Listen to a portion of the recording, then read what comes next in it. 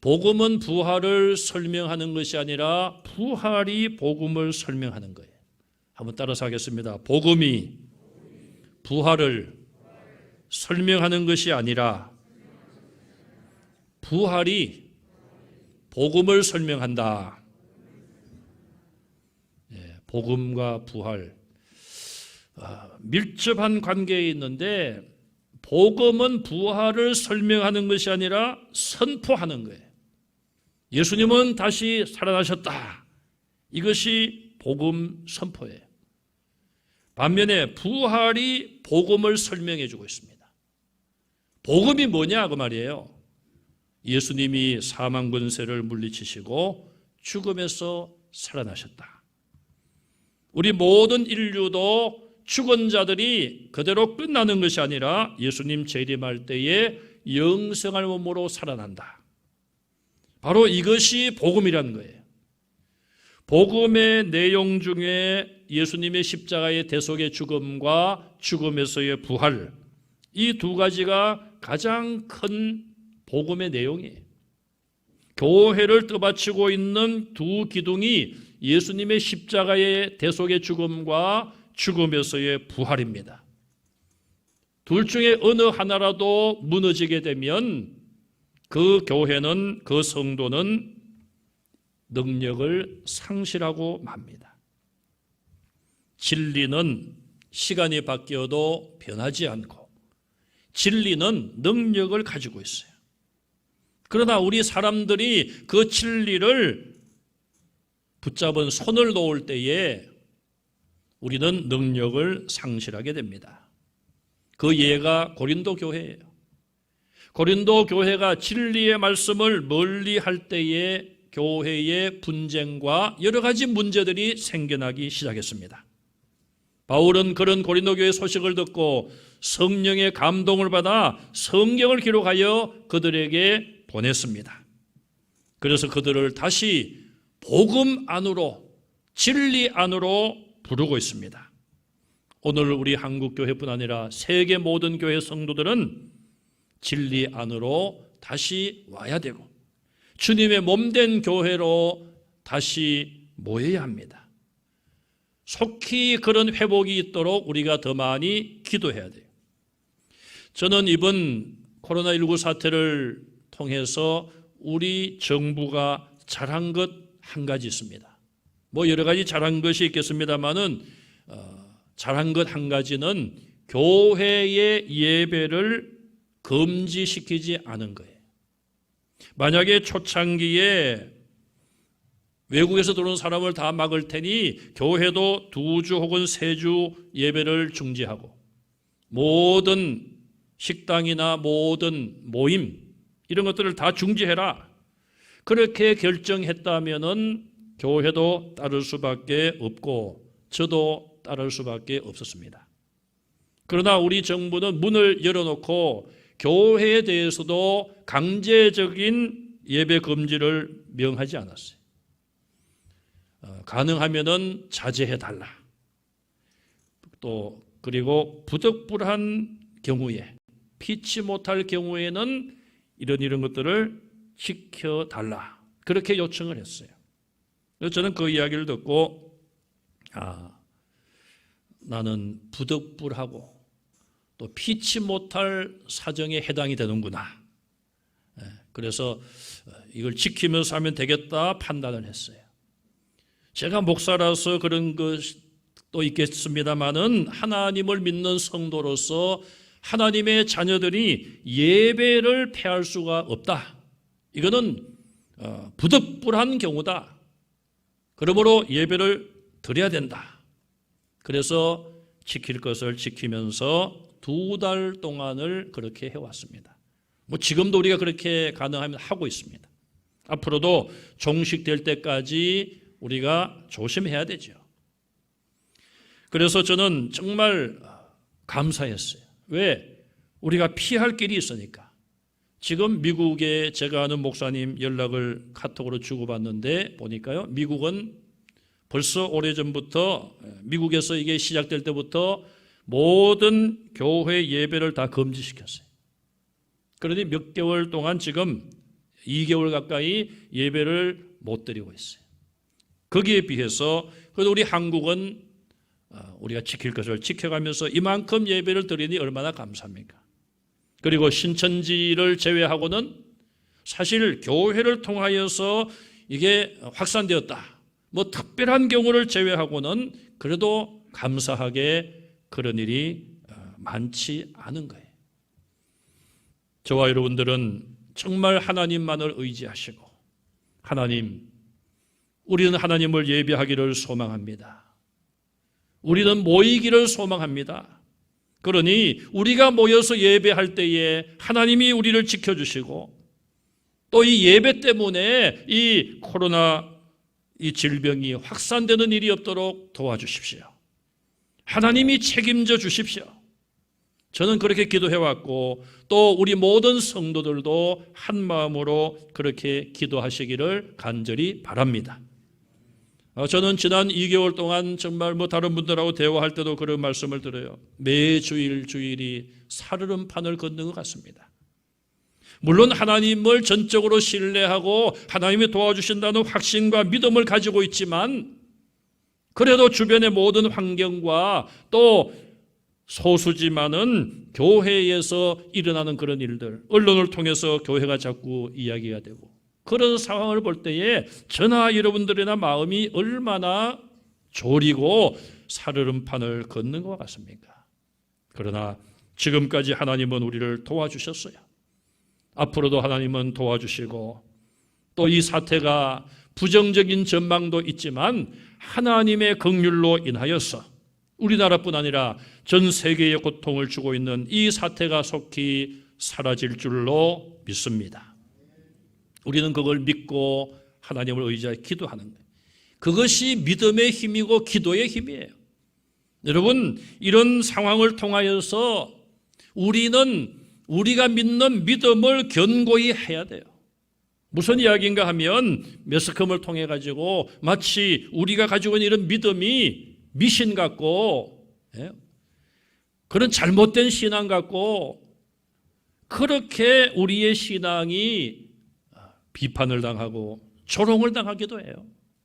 그러나 그것은 믿음 없는 사람들의 잘못된 판단이고 저와 여러분들은 창조주 하나님, 내 생명을 주관하시는 하나님, 또 인간이 할 수 없는 일을 오늘도 진행하고 계시고 주관하고 계시고 우리의 모든 이 지구상에서 당하는 모든 고통을 다 아시고 그 가운데 하나님의 분명한 뜻을 가지고 계심을 우리가 믿고 그 하나님만을 의지해야 됩니다.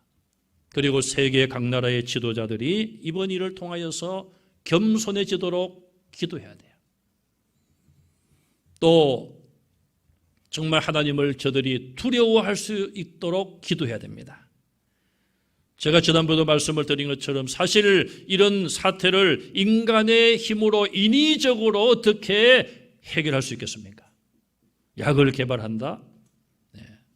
글쎄 언제 그 약이 나올지도 모르겠고요. 또 다른 바이러스가 나오면 또 어떻게 되겠습니까? 그러므로 우리는 하나님께서 노아 시대 때에 세상의 모든 악이 창궐함을 보시고 물로 심판을 하셨지 않습니까? 내가 이제 다시는 물로 심판하지 아니하리라 하늘의 무지개를 보여주셨어요. 그 후에 시간이 흘러 소돔과 고모라 성이 성적으로 타락하고 부패했을 때에 유황불로 심판을 하셨습니다. 여러분, 참 우리나라의 현실을 보십시오. 하루가 건너기 무섭게 이 성적인 범죄에 대한 그런 뉴스를 독차지하고 있어요. 요즘 뉴스 보면은 코로나 아니면은 성적인 범죄 두 가지가 뉴스의 80% 이상을 차지하고 있어요. 우리나라만 그런 것이 아니라 세계 여러 나라가 이런 상황이에요. 소돔과 고모라 성을 방불하는 그보다 더 심각한 그런 죄악된 모습이 하나님 앞에 있다는 것이죠. 그래서 우리가 정말 성도들이 먼저 회개하고 참 이 땅이 복음으로 밝아질 수 있도록 소금과 빛의 사명을 감당할 수 있도록 기도하고 복음으로서 우리 이웃에게 복음이 전파되고 저들이 그리스도의 복음으로 저들의 삶이 새로워지고 이 사회와 온 세계가 하나님이 원하시는 모습으로 바뀌어갈 수 있도록 우리는 더 많이 기도하고 더 많이 전도하시기를 간절히 바랍니다. 고린도 교회가 병든 이유, 분쟁하는 이유는 진리와 복음을 떠났기 때문에 그런 거예요. 그래서 오늘 본문의 사도 바울은 1절에 내가 너희에게 전한 복음을 너희에게 알게 한다. 바울은 예수 그리스도께 받은 그 복음, 3절에 내가 받은 것을 그랬어요. 바울이 예수님, 부활하신 예수님이 직접 바울에게 나타나셔서 전해준 그 복음이 있습니다. 십자가의 죽음과 죽음에서의 부활, 이 복음을 바울이 예수님께 직접 받아가지고 고린도 교회, 고린도 지방의 사람들에게 전했고 그들이 그 복음을 받고 알고 믿었어요. 1절 마지막에 그 가운데 선 것이라 너희가 내가 전한 복음을 믿고 살아오지 아니했느냐 그 말이에요. 그런데 12절 말씀에 내려가서 너희 중에 어떤 사람들이 말하기를 어찌하여 죽은 자 가운데서 부활이 없다. 내가 분명히 전해준 복음을 너희가 받고 그 안에 거해왔는데 그 중에 어떤 사람들은 죽은 자 가운데서 부활이 없다. 죽음으로 끝나는 것이지 죽은 자가 다시 살아나는 것은 없다고 어떻게 그런 말을 하느냐. 그렇게 바울은 질문하고 있습니다. 부활은 복음의 핵심 중에 하나예요. 그러면서 바울은 이 복음이 무엇인가? 자, 3절 이하에서 바울이 예수님께 받은 것을 고린도 성도들에게 전했는데 그가 전한 복음을 다시 한번 정리해 주고 있습니다. 바울이 그들에게 전한 것은 첫째로 성경대로 그리스도께서 우리를 위해서 죽으셨다. 성경의 약속대로, 구약 성경에 약속된 대로 여호와의 고난당하는 종의 모습, 언젠가 메시아가 이 땅에 와서 우리를 용서하고 우리를 치료하기 위해서 세상 죄를 짊어지고 죽음의 길, 고난의 길을 걸어가야 될 그 메시아가 예언되어 있는데 그 성경의 예언대로 이 땅에서 예수님이 오셔서 고난당하시고 죽으셨다. 그것이 복음의 첫 번째 내용이었습니다. 두 번째는 무엇입니까? 4절 말씀에 장사 지낸 바 되었다. 예수님은 십자가에서 죽임을 당하시고 무덤에 그 시신이 들어갔어요. 아리마대 요셉이 그 시신을 받아서 자기의 새로 판 무덤에 예수님을 장사 지냈습니다. 이스라엘의 무덤은 우리처럼 매장을 하는 땅속의 무덤이 아니라 동굴 같은 것을 만들어가지고 그 동굴 안에 가족장으로 그렇게 장례를 치릅니다. 이처럼 예수님은 십자가에서 분명히 죽으셨고 죽음 이후에 무덤에 장사 지낸 바 되셨어요. 이 두 가지 일에 대해서는 그 당시 예수님이 살았던 그 당시의 사람들이나 오늘날 사람들이나 이 두 가지에 대해서는 부인을 별로 하지 않습니다. 그래 뭐 한 2000년 전에 예수라는 그런 사람이 살았다고 하더라. 십자가에 못 박혀 죽었다고 하더라. 뭐 죽었으니까 무덤에 들어갔겠지. 이 부분까지는 그 당시 사람들이나 오늘날 예수님을 안 믿는 사람들도 별로 부인하지 않습니다. 그런데 문제는 세 번째입니다. 3절 이하에 성경대로 4절에 성경대로 사흘 만에 다시 살아나서 죽어서 무덤에 들어간 그 예수님이 3일째 되는 날 다시 살아나셨다. 여기에 대해서는 예수님이 부활했던 그 당시에 살았던 유대인들과 지난 2000년 정도 오면서 많은 사람들, 심지어는 예수님을 믿는다고 하는 성도들까지도 이 부분에 대해서는 확신을 가지지 못한 경우가 있었고, 물론 안 믿는 자들은 100% 이상 죽은 자가 어떻게 살아나느냐?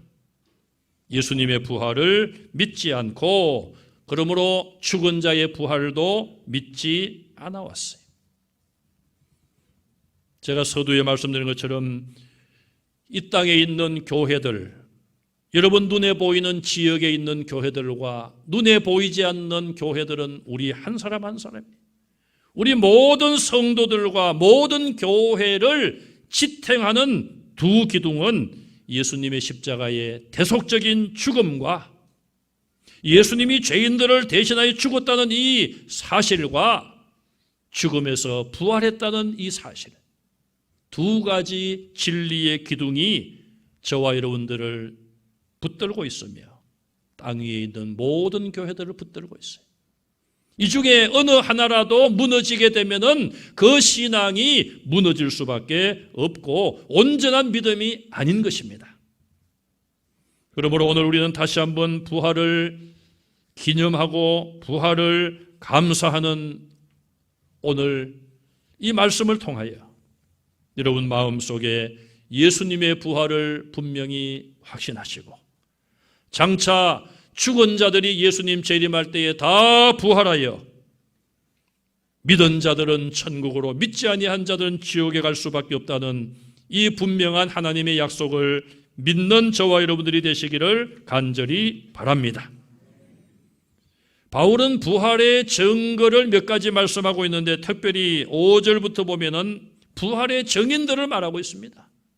예수님 부활하신 것을 본 사람들을 소개하고 있습니다. 5절에 게바, 베드로를 말합니다. 또 12제자, 500여 명의 형제들과 성도들에게 일시에 보이셨다. 야고보에게 보이셨고 모든 사도에게, 11명의 사도죠. 8절에 바울 자신에게도 부활하신 몸을 보여주셨다. 그리고 그 외에도 여기 나오지 않았지만 도마가 자리를 비운 사이에 10명의 제자들이 있을 때 예수님이 또 나타나셨고, 엠마오로 가는 두 제자에게 예수님은 또 나타나셨고, 부활하신 그날 주님의 무덤을 찾아갔던 막달라 마리아와 살로메 이 여인들에게 예수님은 또한 나타나 주셨어요. 예수님 부활하신 것을 눈으로 보았다는 증인들이 있다는 것이죠. 그리고 그 증인들은 바울이 고린도전서를 기록했던 그 당시까지도 대부분 살아 있었다, 그렇게 말하고 있습니다. 바울이 성경을 고린도의 교회에 보냈을 때에 그들이 그 성경을 읽었고 그대로 믿었습니다. 그리고 아마도 소문을 통하여서 예수의 부활을 본 많은 사람들이 있다고 하더라. 간접적으로 직접적으로 부활의 증인들을 만났거나 그들에 대한 소문을 들었을 수도 있었습니다. 만약에 예수님 부활하신 것을 11명의 사도들만 보았다면 다른 사람들이 그렇게 말하겠죠. 저 예수의 제자들이 꾸민 이야기야, 거짓말이야. 또 성경에 기록된 것처럼 예수의 제자들이 시체를 훔쳐가서 거짓말로 부활했다고 말한다, 그렇게 말할 거예요. 그런데 11명의 사도뿐 아니라 500여 명의 많은 믿음의 형제들이 부활하신 예수님을 눈으로 봤다는 것이죠. 여러분, 믿지 않는 사람은 어떤 증거를 갖다 대어도 믿지 않습니다. 유대인들은 표적을 구한다고 했습니다. 성경에 보면 하나님께서 수많은 표적을 보여주셨어요.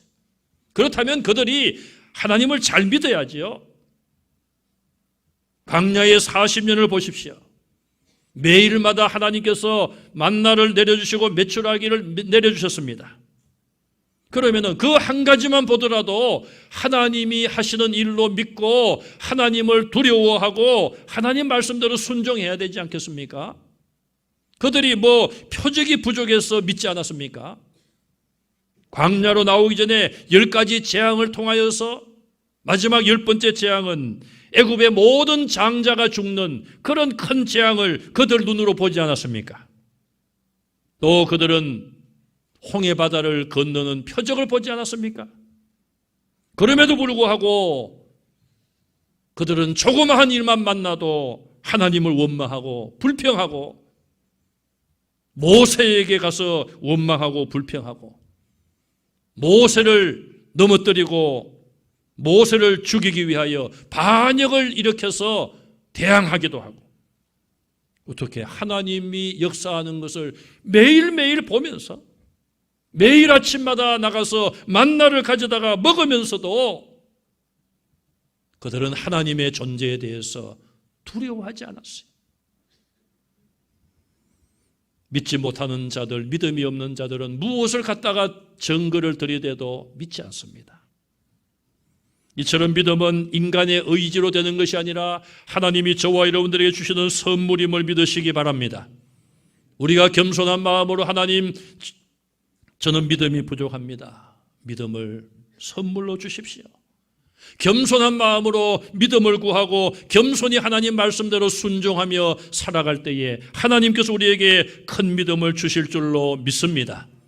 예수님은 제자들에게 말씀했습니다. 너희는 나보다 더 큰 일을 하리라. 성령이 너에게 임하시면 땅 끝까지로 내 증인되리라. 예수님이 행하신 일보다도 제자들이 더 큰 일을 행한다고 말씀했어요. 그것은 그들이 성령을 받으면은 다른 나라에 가서도 복음을 전한다는 것이죠. 예수님은 이스라엘 안에서만 복음을 전했지만 성령 받은 제자들은 땅 끝까지 가서 순교자가 되면서 순교의 피를 흘리면서도 땅 끝까지 복음을 전하고, 그 복음을 전하는 과정 속에 놀라운 능력을 하나님은 약속했습니다. 오늘 주님의 그 약속을 믿고 부활하신 주님을 믿고 능력 있는 삶을 살아가는 성도들이 되시기를 바랍니다. 바울은 오늘 본문에 만약에 죽은 자의 부활이 없으면 어떻게 될 것인가를 몇 가지 말씀하고 있어요. 13절에 그리스도께서 다시 살아나지 못했을 것이다. 자, 이 말씀은 죽은 자의 부활을 하나님께서 먼저 정해 놓으신 거예요. 아담과 하와가 범죄하고 타락하여 죽었지만 죽는 것으로 끝나는 것이 아니라 죽음 이후에 예수님 재림할 때에 그들의 부활을 계획하신 거예요. 그래서 죽은 자들은 다 부활한다는 원칙과 법칙을 하나님이 만들어 놓으신 거예요. 그랬기 때문에 예수님도 그 법칙에 의해서 다시 부활하셨다는 거예요. 두 번째로, 만약에 그리스도께서 부활하지 않았다면 성도들의 믿음이 헛것이라. 우리 교회와 성도들을 떠받치는 두 기둥이 십자가의 대속의 죽음과 부활이라고 그랬어요. 그런데 이 부활이 없으면 우리가 헛된 것을 믿는다고 말이죠. 그뿐 아니라 성도들은 모두가 다 하나님의 거짓 증인이 된다는 거예요. 여기 보면은 거짓 증인, 우리가 다른 사람에게 거짓말로 증거하면 안 되잖아요. 그런데 하나님의 거짓 증인이, 이 말은 하나님이 저와 여러분들에게 죽은 자의 부활, 이게 이제 가정을 하는 거예요. 설명을 하기 위해서. 죽은 자의 부활이라고 하는 이 거짓말을 우리에게 명령하셔서 너희는 세상 속에서 죽은 자가 부활한다는 이 거짓말을 전하라. 하나님이 우리를 거짓 증인으로 삼았다는 거예요. 그러니 우리 하나님을 얼마나 욕되게 합니까? 우리 하나님은 거짓말을 하실 수 없는 분이고 거짓말을 싫어하는 분이에요. 요한계시록 21장에 보시면 거짓말을 하는 자들은 천국에 들어갈 수 없다고 그랬어요. 물론 성경을 거짓되게 주장하는 것으로 해석할 수 있지만, 그러나 거짓은 잘못된 것이죠. 거짓은 죄예요, 죄. 그런 하나님께서 어떻게 거짓말을 우리에게 명령하시고 가서 전하라고 하시는가, 그 말이에요. 말이 안 된다는 것이죠. 그뿐 아니라 부활이 없으면 17절에 여전히 우리는 죄 가운데 살 수밖에 없다. 부활이 없다고 하면은, 이 세상에 사는 것으로 다 끝난다고 하면은 누구든지 자기 하고 싶은 대로 육신의 욕심대로 살아갈 것입니다. 그렇다면 여전히 죄 가운데 행하는 것이죠. 18절에 죽은 자들은 이미 다 망했다. 부활이 없다면은 이미 죽은 자들은 다 멸망하고 다음 기회가 없다는 것이죠. 마지막으로 19절에 부활이 없으면은 성도들은 가장 불쌍한 존재이다.